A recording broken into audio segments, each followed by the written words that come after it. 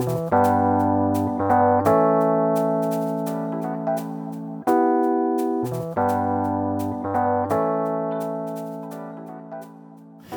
Miah, thank you very much for taking the time for this interview.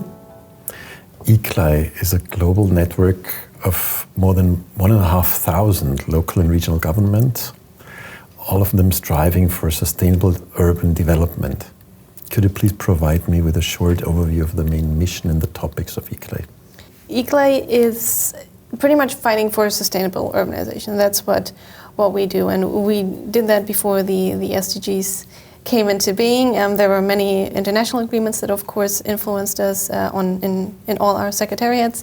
Whether it was Kyoto or Paris or the Agenda 2030. And we've, for us ourselves, actually at our latest conference, World Congress in Montreal, developed 5 pathways that pretty much guide all our projects, all our actions.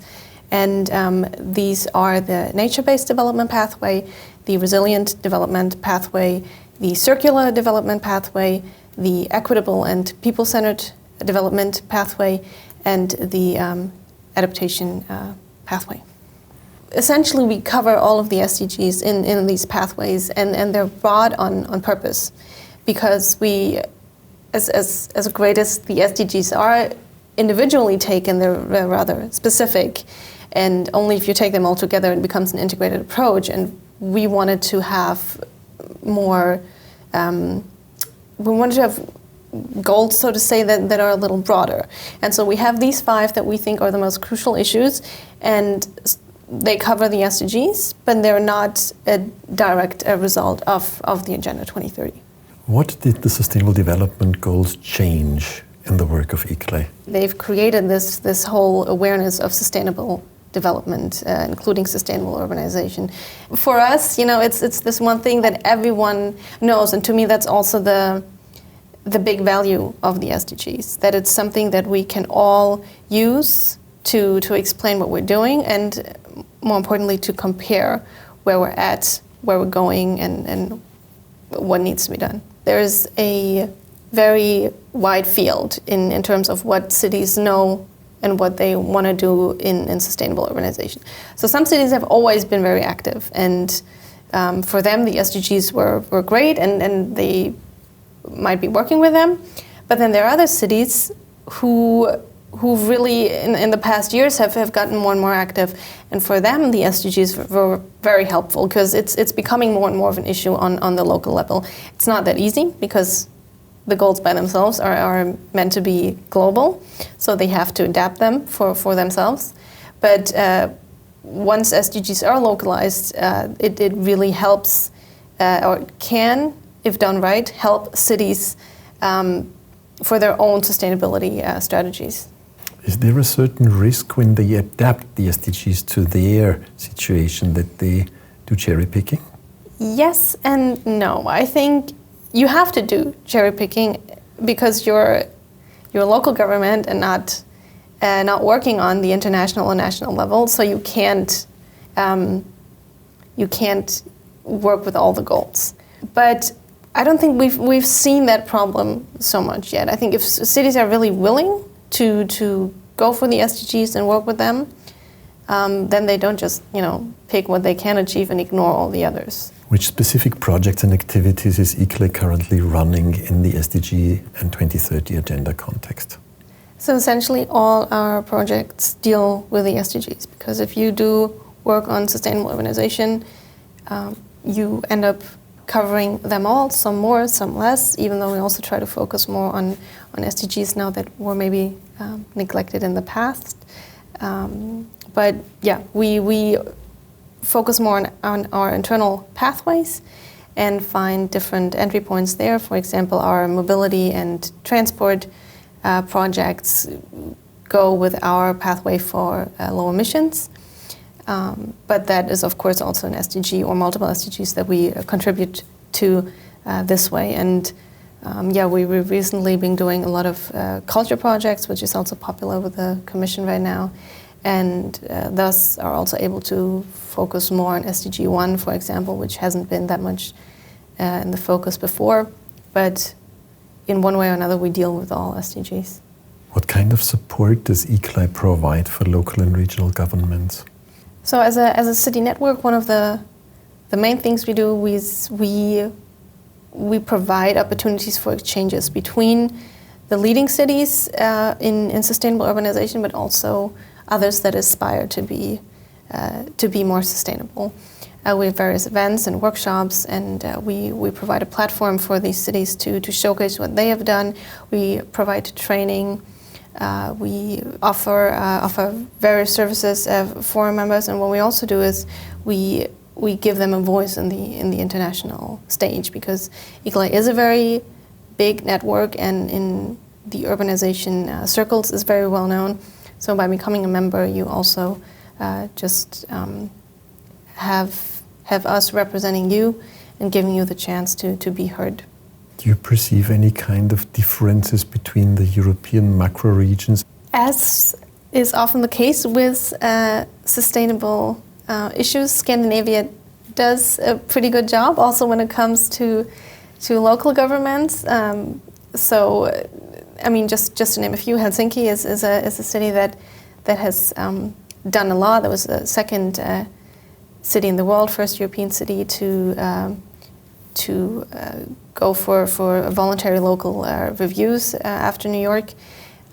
We have Malmö is actually a city that is doing a lot and is really integrating SDGs into all their actions on all levels, and many other Scandinavian cities who do a lot. But there are also other regions where we really need to say there's things happening, because cities are also doing just more than the national governments. So it's not a direct mirror of what is happening at the national stage.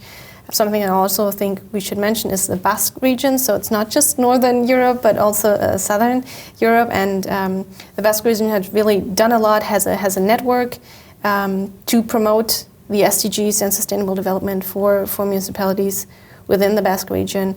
We had the Basque Declaration published, which highlights the path forward for European cities.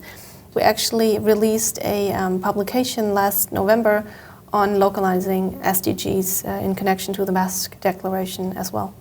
What do you perceive as the most important barriers for achieving the SDGs?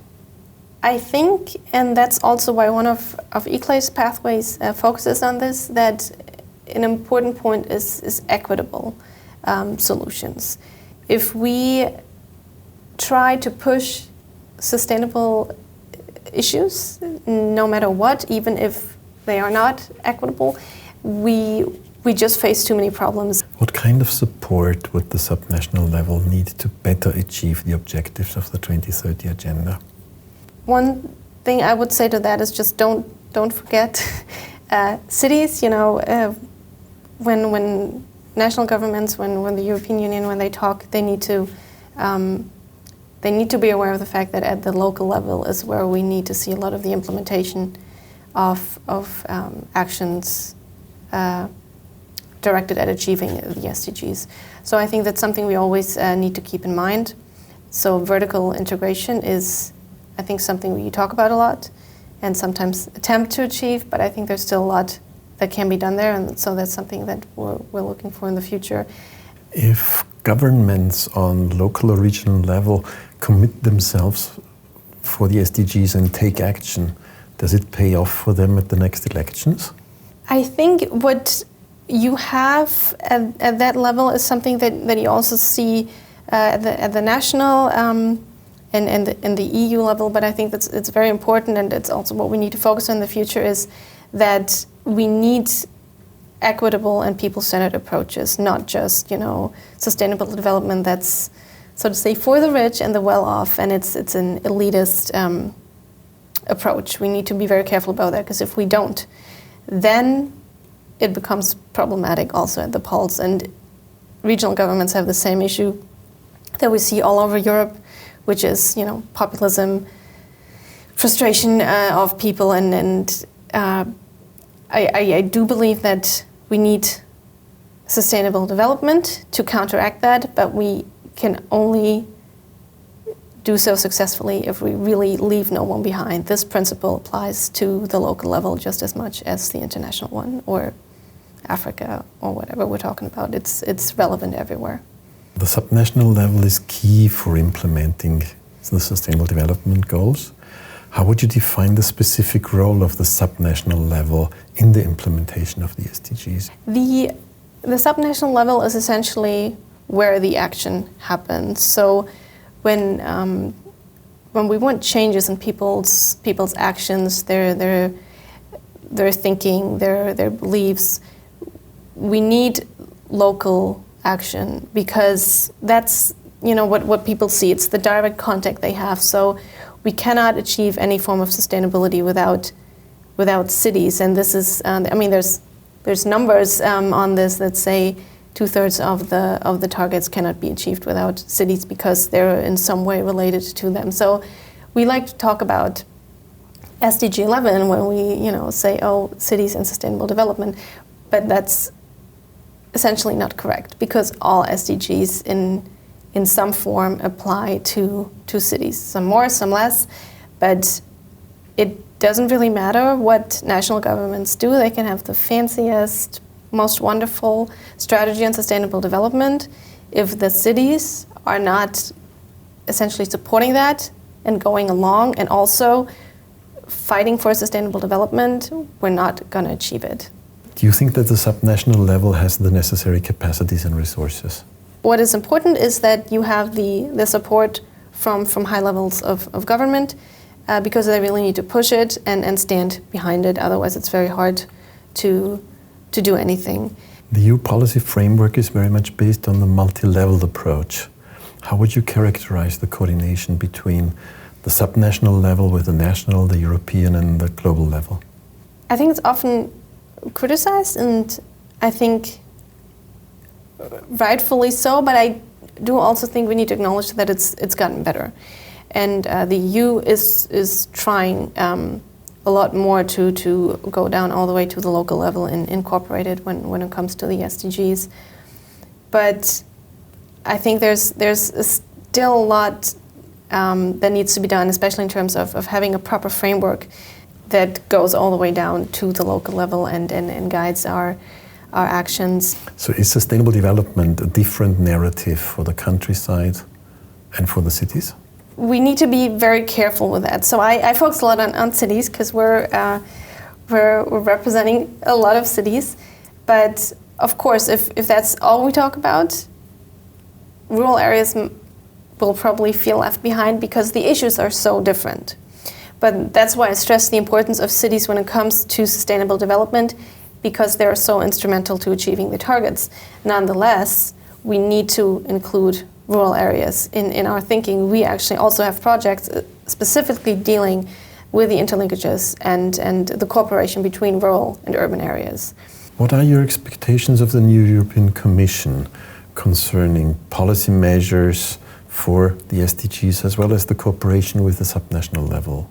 I think we need a proper framework when it comes to the SDGs, and also, we're talking a lot about the Green New Deal that the Commission mentioned. The idea is great, but I think we really need something that goes beyond this whole idea of jobs and the economy, which is kind of what we've done in the past. So they're promising a Green New Deal. I hope it's going to be a really good one that is really vertically, horizontally integrating everyone, and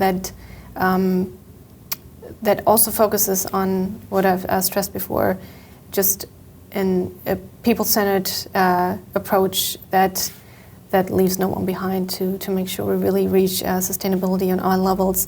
And we of course also have an inequality among European countries. Some are a lot better off than others. This also, I think, should be dealt with in this context, because otherwise it's just going to be very hard achieving the SDGs. Thank you very much for this interview. Thank you.